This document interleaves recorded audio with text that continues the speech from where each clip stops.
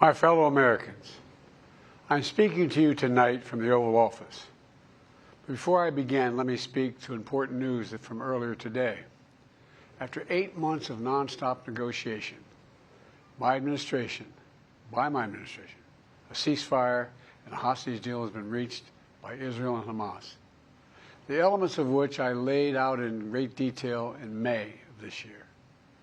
This plan was developed and negotiated by my team and will be largely implemented by the incoming administration. That's why I told my team to keep the incoming administration fully informed, because that's how it should be, working together as Americans. This will be my final address to you from the American people from the Oval Office, from this desk as president. And I've been thinking a lot about who we are and maybe more importantly, who we should be. Long ago in New York Harbor, an iron worker installed beam after beam, day after day. He was joined by steel workers, stonemasons, engineers. They built not just a single structure, but a beacon of freedom. The very idea of America was so big, we felt the entire world needed to see. The Statue of Liberty, a gift from France after our Civil War. Like the very idea of America, it was built not by one person, but by many people, from every background and from around the world. Like America, the Statue of Liberty is not standing still. Her foot literally steps forward atop a broken chain of human bondage. She's on the march, and she literally moves. She was built to sway back and forth to withstand the fury of stormy weather, to stand the test of time because storms are always coming. She sways a few inches, but she never falls into the current below. An engineering marvel. The Statue of Liberty is also an enduring symbol of the soul of our nation, a soul shaped by forces that bring us together and by forces that pull us apart. And yet, through good times and tough times, we've withstood it all. A nation of pioneers and explorers, of dreamers and doers, of ancestors native to this land, of ancestors who came by force, a nation of immigrants who came to build a better life, a nation holding the torch of the most powerful idea ever in the history of the world, that all of us are created equal, that all of us deserve to be treated with dignity, justice, and fairness, that democracy must defend and be defined and be imposed, moved in every way possible. Our rights, our freedoms, our dreams. But we know the idea of America, our institution, our people, our values that uphold it are constantly being tested.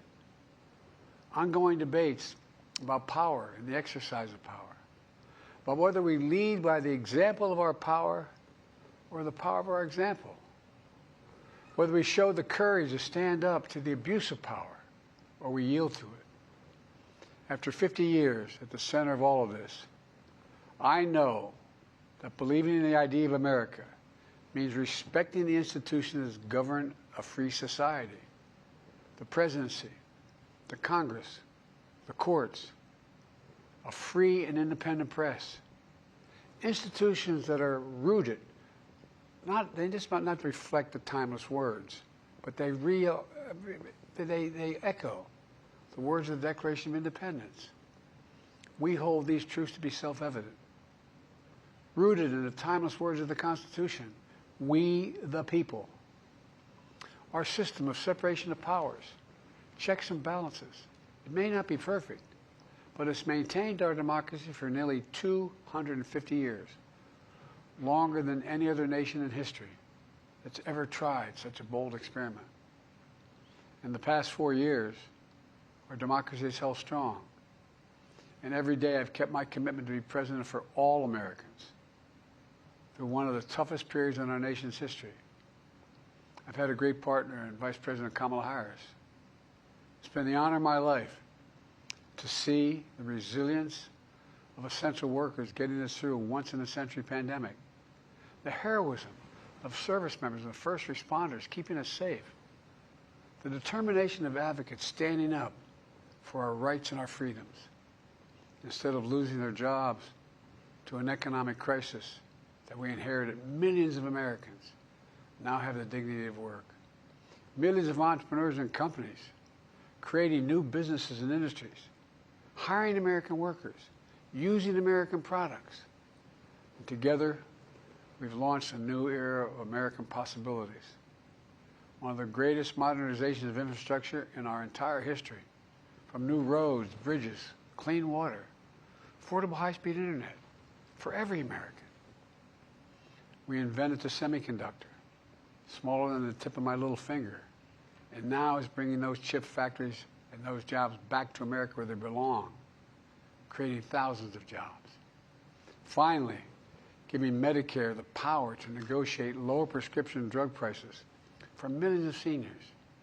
And finally, doing something to protect our children and our families by passing the most significant gun safety law in 30 years and bringing violent crime to a 50-year low, meeting our sacred obligation to over 1 million veterans so far who are exposed to toxic materials, and to their families, providing medical care and education benefits and more for their families. You know, it will take time to feel the full impact of all we've done together. But the seeds are planted, and they'll grow and they'll bloom for decades to come. At home, we've created nearly 17 million new jobs, more than any other single administration, a single term. More people have health care than ever before. And overseas, we've strengthened NATO. Ukraine is still free. And we've pulled ahead of our competition with China. And so much more. I'm so proud of how much we've accomplished together for the American people. And I wish the incoming administration success, because I want America to succeed. That's why I've held my duty to ensure a peaceful and orderly transition of power, to ensure we lead by the power of our example. I have no doubt that America is in a position to continue to succeed.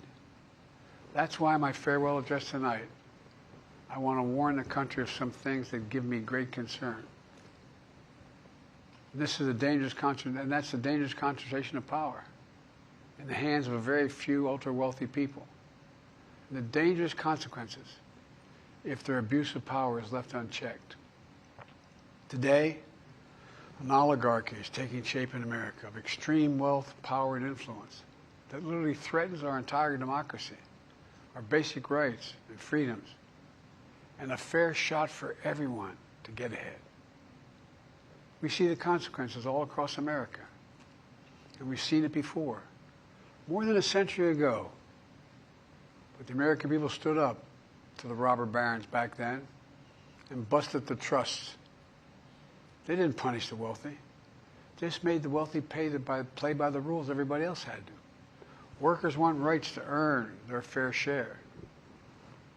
You know, they were dealt into the deal, and it helped put us on a path to building the largest middle class, the most prosperous century any nation in the world has ever seen. And we've got to do that again.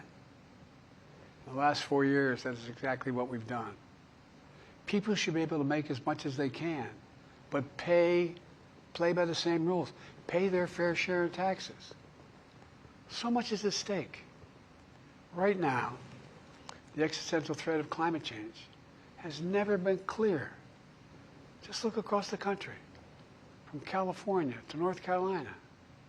That's why I signed the most significant climate and clean energy law ever in the history of the world, and the rest of the world is trying to model it now. It's working, creating jobs and industries of the future. Now, we've proven we don't have to choose between protecting the environment and growing the economy. We're doing both. But powerful forces want to wield their unchecked influence to eliminate the steps we've taken to tackle the climate crisis, to serve their own interest for power and profit. We must not be bullied into sacrificing the future of our children and our grandchildren. We must keep pushing forward and push faster. There's no time to waste. It's also clear that American leadership in technology is an unparalleled source of innovation that can transform lives. We see the same dangers of the concentration of technology, power, and wealth. You know, his farewell address, President Eisenhower spoke of the dangers of the military-industrial complex. He warned us then about, and I quote, the potential for the disastrous rise of misplaced power, end of quote. 6 decades later, I'm equally concerned about the potential rise of a tech-industrial complex that could pose real dangers for our country as well. Americans are being buried under an avalanche of misinformation and disinformation, enabling the abuse of power. The free press is crumbling. Editors are disappearing. Social media is giving up on fact-checking. The truth is smothered by lies told for power and for profit. We must hold the social platforms accountable to protect our children, our families, and our very democracy from the abuse of power. Meanwhile, artificial intelligence is the most consequential technology of our time, perhaps of all time. Nothing offers more profound possibilities and risks for our economy and our security, our society, for humanity. Artificial intelligence even has the potential to help us answer my call to end cancer as we know it. But unless safeguards are in place, AI could spawn new threats to our rights, our way of life, to our privacy, how we work, and how we protect our nation. We must make sure AI is safe and trustworthy and good for all humankind. In the age of AI, it's more important than ever that the people must govern. And as the land of liberty, America, not China, must lead the world in the development of AI.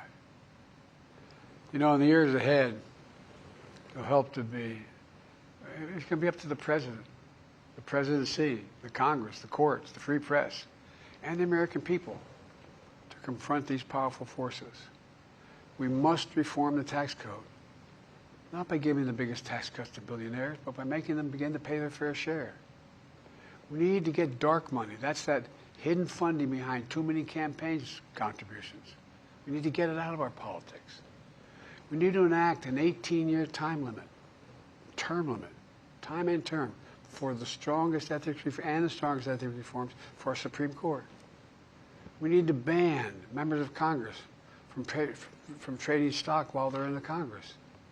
We need to amend the Constitution to make clear that no president is immune from crimes that he or she commits while in office. The president's power is not limited. It's not absolute, and it shouldn't be.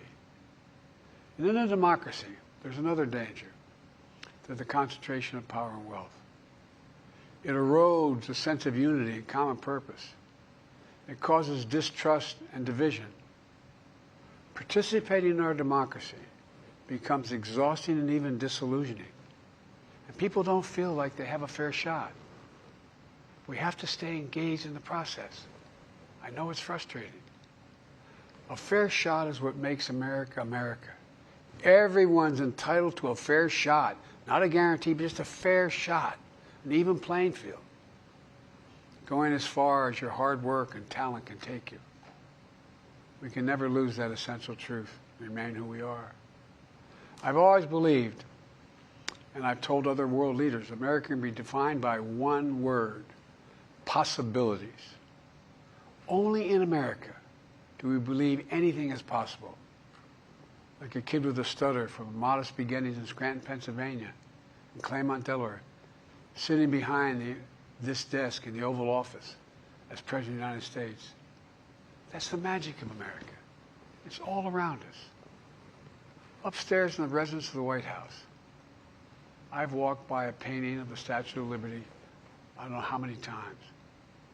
In the painting, there are several workers climbing on the outstretched arm of the statue that holds the torch. It reminds me every day I pass it of the story and soul of our nation and the power of the American people. There's a story of a veteran. This is a veteran, a son of an immigrant, whose job was to climb that torch and polish the amber panes so rays of light could reach out as far as possible. He was known as the keeper of the flame. He once said of the Statue of Liberty, quote, "speaks a silent universal language, one of hope that anyone who seeks and speaks freedom can understand." Yes, we sway back and forth to withstand the fury of the storm, to stand the test of time. A constant struggle, a short distance between peril and possibility. But what I believe is the America of our dreams is always closer than we think. And it's up to us to make our dreams come true. Let me close by stating my gratitude to so many people, to the members of my administration, as well as public service and first responders across the country and around the world. Thank you for stepping up to serve. To our service members and your families, it's been the highest honor of my life to lead you as Commander-in-Chief. And of course to Kamala and our incredible partner, the historic Vice President. She and Doug have become like family. And to me, family's everything. My deepest appreciation to our amazing First Lady who's with me in the Oval today. For our entire family. You're the love of my life and the lives of my love. My eternal thanks to you, the American people. After 50 years of public service, I give you my word. I still believe in the idea for which this nation stands. A nation where the strength of our institutions and the character of our people matter and must endure. Now it's your turn to stand guard. May you all be the keeper of the flame. May you keep the faith. I love America. You love it too. God bless you all. And may God protect our troops. Thank you for this great honor.